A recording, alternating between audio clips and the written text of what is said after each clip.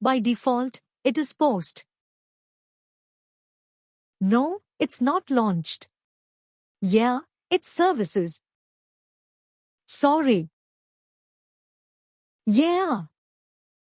And then Third is this HTTP out. Right. HTTP out component, with the name I have changed. But yes, it is HTTP out with basic auth, where again I'm passing the variables. Endpoint. They need to give us right endpoint and the credentials. The right example. In our case it is HTTP basic auth. So the password and user ID they will give. Right.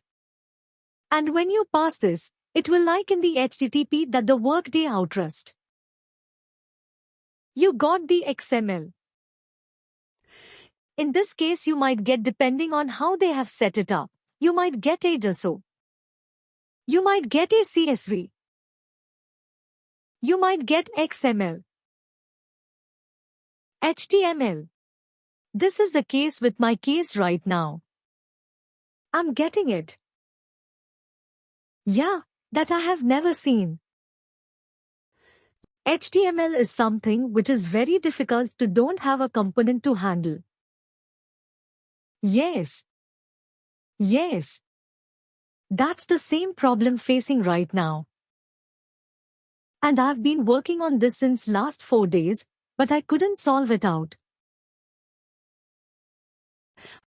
If I would have been the lead on that project, I would have pushed back to the vendor that this is something.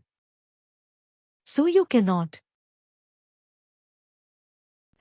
Actually, I requested my lead to do the same, but don't know why he said that content. We have to go back and do all the stuff. We take time. He's on the background or not? Yes, he has. Then I'm surprised. Yes. Not only you, me and most of my friends who might ask about the same. I'm surprised. HTML is not a recommended or a very stuff right. It is normally if you see anywhere when you have to connect and all that JSO XML.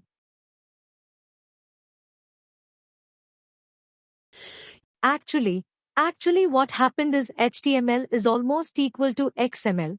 So if that HTML is proper, well formed, then I could have done converted.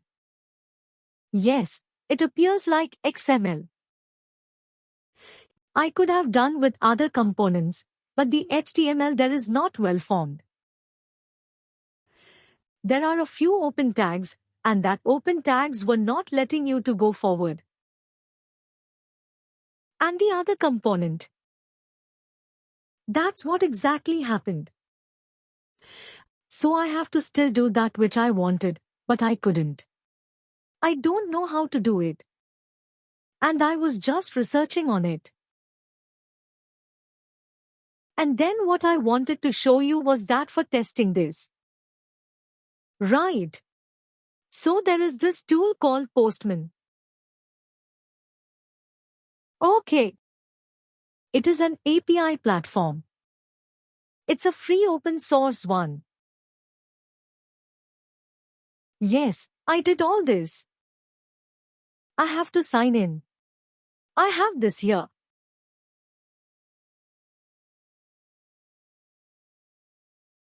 I have it. So what it does, Postman. So it is like, say, your vendor has given you that API. Right.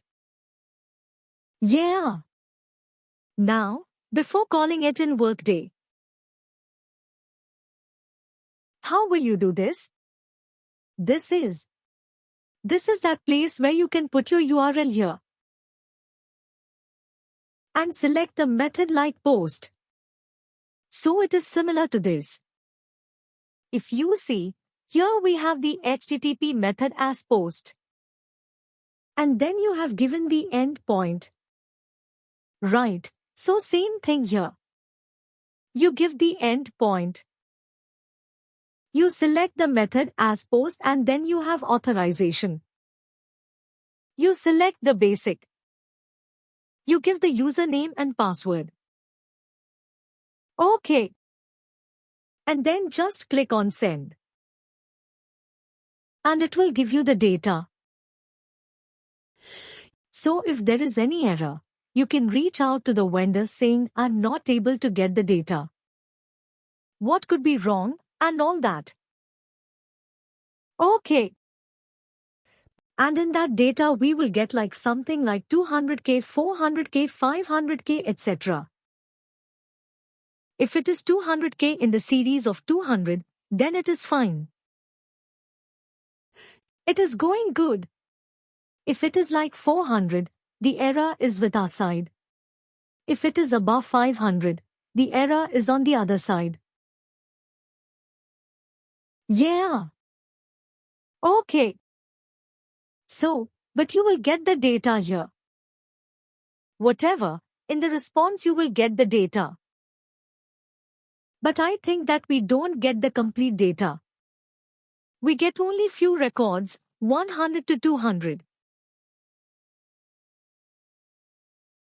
Yeah, that depends again on the API. And sometimes there are a few other parameters which we have to select. Say sometimes the response type or some client ID or something for that. Well, they provide the component called set headers, which you have to do before the calling of the web service. Right. So in the set header, if you go to the common and headers, you can add more. Right, whatever they want, they will specify that content type is what application does so. So you have to just write. It is all text field. Right. What it is doing is, it is just setting it up for the next component. That's it. Nothing else. Okay, so Postman is basically an external tool. Right. Just to verify that. Okay, that we like install in our system or it is like online. There are two versions. Both the versions. It's a downloadable file as well, which you can install. And it's a Chrome plugin as well, which you can directly do. Okay. Very common, very common. You can even find YouTube videos. Okay. 2-3 minutes and you will be very simple, very good user interface.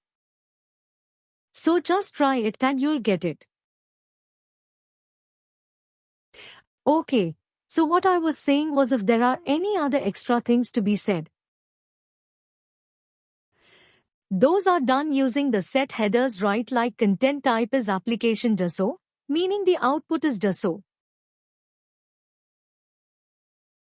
This is all provided by the vendor. Whoever is the source of that link and will provide you that detail. So that's why I just got something like a URL and a token. Right. So that is the token, client ID or client secret or something like that.